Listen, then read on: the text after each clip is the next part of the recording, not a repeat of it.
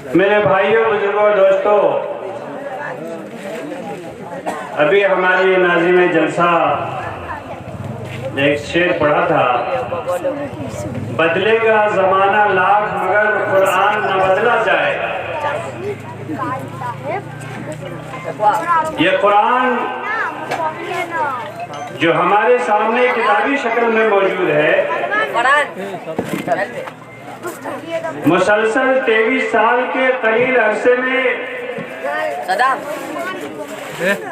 अल्लाह के रसूल जनाब मोहम्मद रसूलुल्लाह सल्लल्लाहु अलैहि वसल्लम की ज़ात अक़दस पर नाजिल हुआ और जिस तरीके से नाजिल हुआ मिन्नन आज भी उसी तरीके से मौजूद है। कुरान करीम से दुश्मनी रखने वाले हासिदीन शरपसंद अनासिर ने उसके अंदर तरमीम करने की, रद्दो बदल करने की और तहरीफ करने की बेहद कोशिशें की। तारीख इस पर गवाह है, लेकिन कुरान करीम का कोई लफ्ज, उसकी कोई आयत, उसका ज़ेरो ज़बर, इसके बरखिलाफ दीगर आसमानी किताबें तौरेत, इंजील, ज़बूर, इन किताबों के अंदर तहरीफें कर दी गई। युहर्रिफूनल कलिमा अन मवाज़िई व नसू हद्दम मिम्मा ज़ुक्किरू बिही।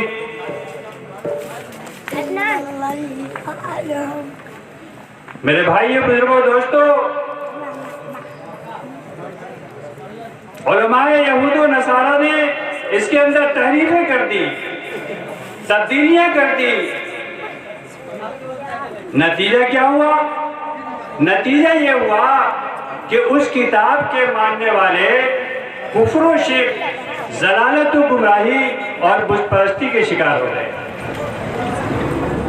हालांकि अल्लाह तबारक व तआला ने उन पर लानतें भेजी है।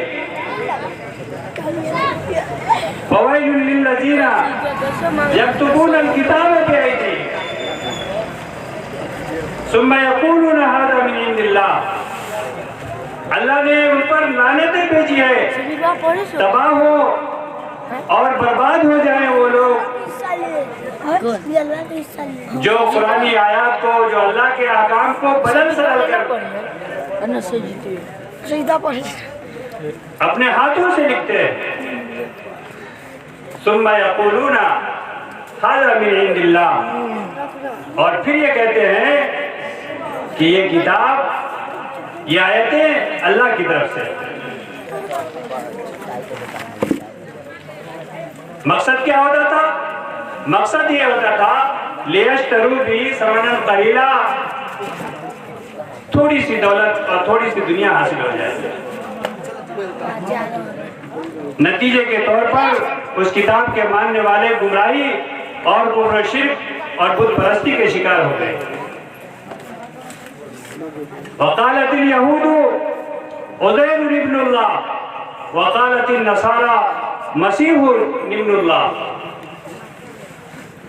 यहूद कहते थे कि उज़ैर अल्लाह के बेटे और नसारा कहते थे कि मसीह अल्लाह के बेटे।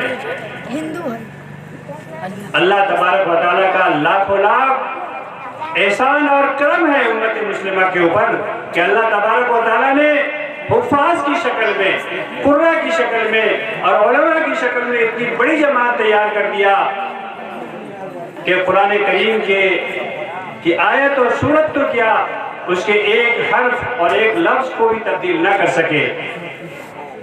क्योंकि अल्लाह तबारक व तआला को, पूरी इंसानियत को, पूरी उम्मत मुस्लिमा को क़यामत तक के लिए सिरात मुस्तकीम पर चलाना मकसूद था। इसलिए अल्लाह ने इस किताब के, इसकी हिफाजत की जिम्मेदारी अल्लाह ने खुद ली और फरमाया इन्ना नहनु नज़्ज़लना ज़िक्र व इन्ना लहू लहाफ़िज़ून, कि हमने इस कुरान करीम को नाज़िल किया और मैं ही इसका मुहाफ़िज़ हूँ। खलीफा मामून के दरबार में कभी कभी इल्मी मजलिस लगा करती थी, जिसमें इल्मी मुबाहिसे हुआ करते थे, कि जिसमें बिला तफरीक मजहब व मिल्लत उसमें शिरकत करने की इजाजत होती थी। चुनांचे जब इल्मी मजलिस लगी और बहस व मुबाहिसा शुरू हुआ तो उसमें एक यहूदी आया, शक्ल शबाज से, लिबास से बड़ा ही म्यारी किस्म का आदमी दिखता रहा। जबान के अंदर ऐसी फसाहत और बलागत उसके अंदर मौजूद थी कि जब वो बातें करता तो पूरे मजमे के मन को अपनी तरफ मोह लेता था। उसकी इन बातों से खलीफा मामून भी मुतासिर हुए बगैर नहीं रहा। प्रोग्राम के खत्म होने के बाद उन्होंने अपने पास उस नौजवान को बुलाया और कहा, भाई तुम इस्राएली मालूम होते हो? उसने कहा, जी हाँ। कहा, अगर तुम इस्लाम कबूल कर लो तो हम तुम्हारे लिए, तुम्हारे साथ बहुत अच्छा सलूक करेंगे और बड़ी सहूलतें पैदा करेंगे। जवाबन उसने कहा कि मैं अपने आबा व अजदाद के दीन को नहीं छोड़ सकता। फिर 1 साल के बाद जब इल्मी मजलिस मुनक्किद हो गई और उसमें वही साहब फिर से आए तो इस्लाम कबूल करके आए और फ़िक़्ह इस्लामी के ऊपर उसने बड़ी मुफस्सल और सैर हासिल बहस की कि मजमा देखता ही रह गया। मजलिस के इख्तिताम के बाद खलीफा मामून ने कहा कि भाई तुम वही हो जो पिछले साल आए थे? कहा, जी हाँ। कहा, उस वक्त तो मैंने तुम्हें इस्लाम कबूल करने के लिए कहा तो तुमने उज़्र कर दिया था, अभी क्या वजह हुई इस्लाम कबूल करने की? मेरे भाई बुजुर्गों दोस्तों, आगे जो बात मैं अर्ज करने जा रहा हूँ ये बहुत ही काबिल गौर है। उन्होंने कहा कि प्रोग्राम के खत्म होने के बाद मैं जब यहाँ से गया तो मैंने तमाम मज़ाहिब की किताबों का मुताला किया, उसकी तहकीक की, उसको पढ़ा। मैं एक बहुत ही खुशनवेश कातिब हूँ, मेरी किताबें बहुत ही अच्छे दामों में फरोख्त होती है। चुनांचे मैंने तौरात के 3 नुस्खे लिखे, उसमें तरमीम करके, तहरीफ करके, रद्द बदल करके 3 नुस्खे लिखे और यहूदियों के कनीसे में गया और वहाँ जब मैंने उस नुस्खों को पेश किया तो यहूदियों ने बहुत ही खुशी खुशी उसको कबूल किया और उसने अच्छे दामों में हमसे खरीद किया।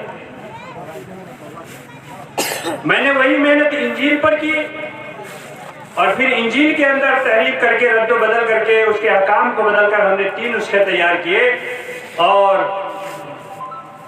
नसारा के पास गया तो उन्होंने भी बड़ी खुशी खुशी कबूल किया और 3 नुस्खे अच्छे दामों में फरोख्त हो गए।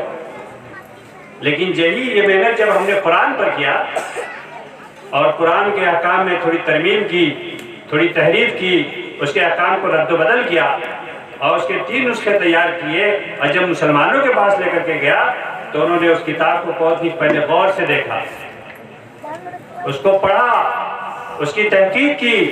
जब उसको ये समझ में आया कि इसमें कुछ गड़बड़ है तो उसने लेने से साफ इनकार कर दिया।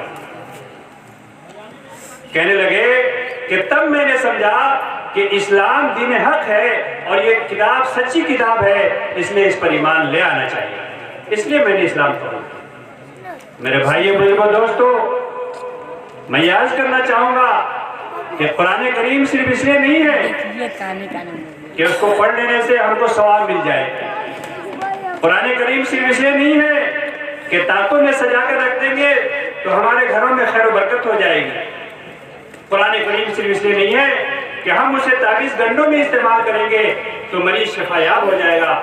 मेरे भाई बुजुर्गों दोस्तों, कुरान करीम का पैगाम तो आलमगीर पैगाम है, इसके अंदर मकनातीसी सलाहियत है। इस कुरान ने पूरी इंसानियत को उसके हकूक बताए, चाहे वो माँ बाप के हकूक हो, चाहे वो पड़ोसियों के हकूक हो, चाहे वो रिश्तेदारों के हकूक हो। इन सारे हकूक को किसने बताया? कुरान करीम ने बताया।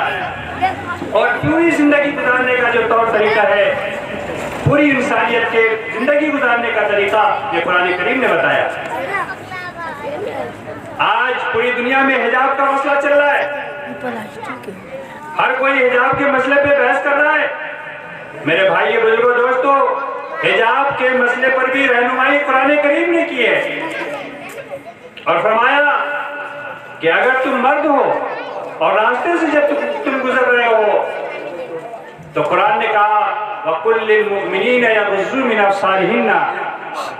अब्सारिहिम कि मोमिनों से कह दो कि वो अपनी निगाहें नीचे रखे।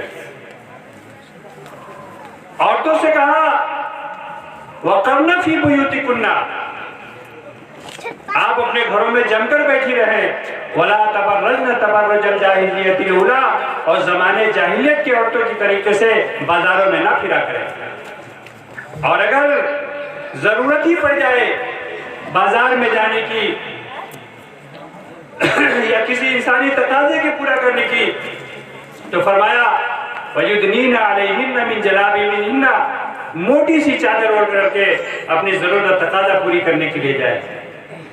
मेरे भाई बुजुर्गों दोस्तों, जिंदगी के जिस शोबे को ले लें,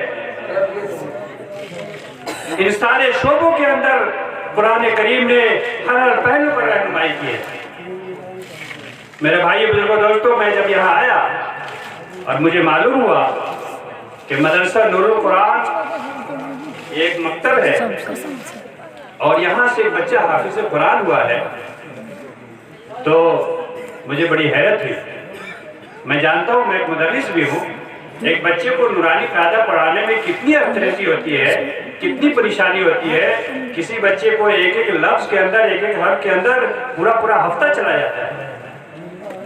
उस्ताद ने कितनी मेहनत की होगी इस बच्चे को नूरानी कायदा से लेके पारे हम, फिर नाज़िर कुरान शरीफ, फिर मुकम्मल हाफिज बनाने में कितनी मेहनत की होगी। मेरे भाई बुजुर्गों दोस्तों, इसलिए मैं यहाँ एक बात अर्ज करना चाहूँगा। अगर किसी इलाके में पुराने इदारे हैं, बड़े मदरसे हैं, बहुत अच्छी बात है, लेकिन अगर कोई छोटा मकतब खुलता है, छोटा मदरसा खुलता है और वो काम अच्छा कर रहा है, तो हज़रत मौलाना इजहारुल हक साहब नाज़िम अल जामिअतुल अरबिया अशरफुल उलूम कन्वा हमारे मदरसे के जलसे में तशरीफ लाए हुए थे। उन्होंने फरमाया कि अगर कोई नया मदरसा, नया मकतब खुलता है और वो अच्छा काम कर रहा है, तो हमको उनकी सराहना करनी चाहिए, उनकी हौसला अफजाई करना चाहिए, उनकी हिम्मत और हौसले को नहीं तोड़ना चाहिए। वो तो हमारा काम हल्का कर रहे हैं। अगर हम 100 बच्चों को पढ़ा रहे हैं और 25 बच्चों को लेकर के उन्होंने उस पर मेहनत शुरू किया, तो उन्होंने तो हमारा काम बढ़ किया, हमारा तो काम हल्का कर दिया। मेरे भाई बुजुर्गों दोस्तों, इसलिए अगर कोई मकतब और मदरसा खुलता है और वो काम अच्छा कर रहा है, तो हमें उसकी हौसला अफजाई करनी चाहिए, उसका हौसला बढ़ाना चाहिए। और आखिर में एक बात मैं अर्ज करके इजाजत रुखसत चाहूंगा। अल्लाह के रसूल जनाब मोहम्मद रसूलुल्लाह सल्लल्लाहु अलैहि वसल्लम ने इरशाद फरमाया, कुन आलिमन औ मुतअल्लिमा, कि देखो भाई, या तो आलिम बन जाओ, और अगर आलिम नहीं बन सकते तो मुतअल्लिम बन जाओ, सीखने वाले बन जाओ। और अगर इन दोनों कामों के लिए तुम्हारे पास मौका नहीं है तो इनकी मदद करने वाले बन जाओ। और अगर इनके मदद करने का भी तुम्हारे पास मौका नहीं है तो फरमाया इनसे मोहब्बत करने वाले बन जाओ। वला तकुन खामिसा, पांचवी चीज ना बनना। अगर इनसे आप दुश्मनी करते हैं, इनसे बोझ करते हैं, इनसे अदावत करते हैं और इनसे बैर करते हैं, तो इसका मतलब आप कुरान से बैर कर रहे हैं, आप मेहमान रसूल से बैर कर रहे हैं। इसलिए खुदा के वास्ते ये जो दीनी इदारे कायम हैं, चाहे छोटे हो वो बड़े हो, इन सब को मोहब्बत की निगाह से देखनी चाहिए। मैं कहता हूँ कि चाहे हमारा बड़ा इदारा अशरफुल उलूम कन्वा हो, और चाहे राजोपट्टी का बड़ा मदरसा हो, चाहे इससे भी बड़े इदारे हो, इनको बच्चे सप्लाई कौन करते हैं? छोटे मदरसे वाले तो सप्लाई करते हैं। अरे अशरफुल उलूम कन्वा वाले या मदरसा इमदादिया अशरफिया राजोपट्टी वाले नागपुर में पढ़ाने के लिए थोड़ी आएंगे। यहाँ तो यहीं के मुदर्रिसीन पढ़ाएंगे, यहाँ की मस्जिदों को यहीं के उलमा संभालेंगे। यहाँ जनाजे का मौका हो, चाहे निकाह खाने का मौका हो, या बच्चों की तालीम और तालीम का मौका हो, तो यहीं के मुदर्रिसीन उनको संभालेंगे। बड़े मदरसों के मुदर्रिसीन थोड़ी आएंगे। और उनके पास जो बच्चे भेजते हैं तो ये तो छोटे मदरसे वाले तैयार करके भेजते हैं। इसलिए जरा अपनी सोच को बदले, अपनी सोच को बदले कि जो लोग जहां भी अगर काम कर रहे हैं और अच्छा काम कर रहे हैं तो उनकी सराहना होनी चाहिए, उनकी हौसला अफजाई होनी चाहिए, उनका ताउन होनी चाहिए, उनके साथ मोहब्बत से पेश आना चाहिए। काबिल मुबारकबाद है हमारे मौलाना वसीम साहब के इन्होंने मकतब की शक्ल में अपने बच्चों के ऊपर मेहनत की, और ऐसी मेहनत की और ऐसी मेहनत की कि नूरानी कायदा से लेकर के हाफिज कुरान तक बच्चों के ऊपर मेहनत की, और आज उस बच्चे को सनद से नवाजा गया। मेरे भाई बुजुर्गों दोस्तों, अल्लाह तबारक व तआला ये जो चंद बातें कही गई है, इसको कहने सुनने से ज़्यादा इस पर अमल की तौफीक अता फरमाए। अल्लाह पाक हम सबको इसकी कदरदानी नसीब फरमाए और महज अपने फजल करम से इस पर अमल की तौफीक अता फरमाए। वाह।